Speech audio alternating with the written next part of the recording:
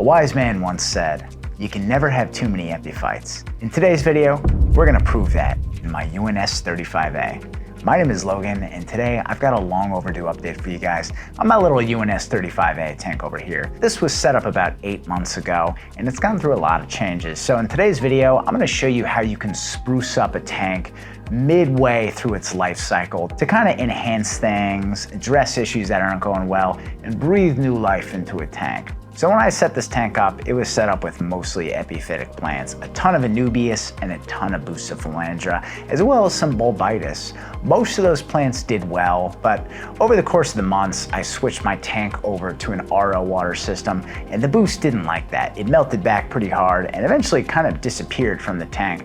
I do find that while Boost, once established, is very hardy and does very well, if you switch up the water conditions dramatically, it's not gonna like that. So this tank was no exception, and I lost most of the Boost. But you can see the Anubias is absolutely killing it. You also notice that the Hygrophila Pinnatifida up top is looking a little bare right now. That's because I recently did a huge trimming. I have a whole video on how to do that process, how to stimulate more dense, compact, bushy growth. Check that out. That'll be linked down below in the description.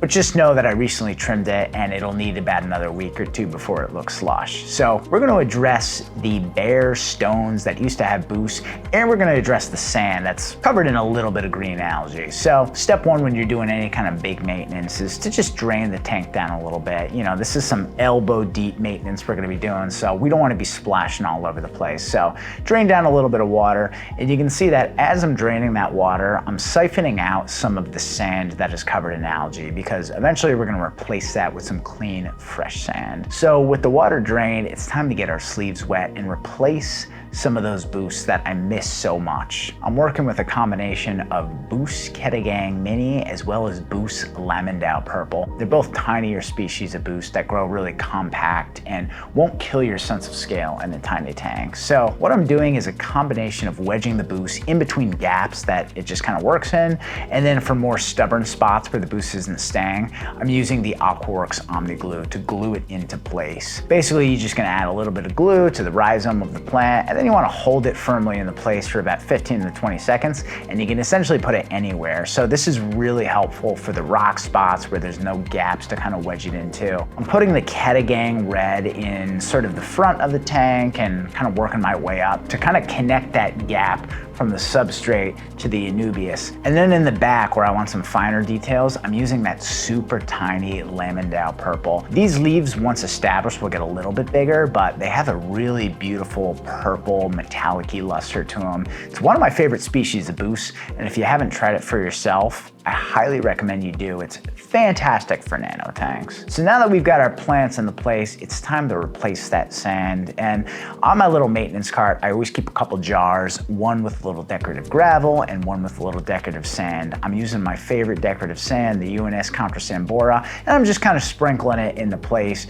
to replace the little sections that I earlier siphoned out. Highly recommend your sand layers. You keep them super thin. It makes them easier to replace, and it just looks really nice when it's thin and delicate. With that in place, I want to add my accent rubble, which is the UNS Controsand Santa Fe. Once again, one of my favorite little decorative gravels in this hobby. So the combination of the Bora and the Santa Fe, in my opinion, just chef's kiss. I love them, and it adds a little detail and nuance to your tank. So a final step with a maintenance session like this is fill the tank up. I'm adding minerals back to the tank to remineralize the RO water. You need that for the fish, the shrimp, and the plants, so the water's gonna look a little bit cloudy, but you can see it's a pretty nice upgrade from where we started at the beginning of our maintenance session. So the purpose of this video was, number one, to give you a little bit of an update on this tank, and also to just kind of show you that tanks go through different stages. Sometimes they look immaculate, other times they're a disaster with algae and melted plants, and other times they just need a little spruce up and a little TLC. You know, it's kind of like our relationships in life.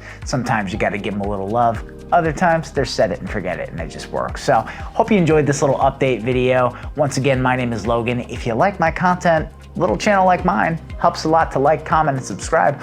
Also, if you haven't noticed, I've been putting out little short form content here and there, little sketch comedies about the woes of aquascaping that only us in this hobby kind of understand. So if you're into that type of stuff, go check it out. I plan on doing a lot more, and I'd love to hear from you. Thank you for watching. I'll catch you guys and gals next time.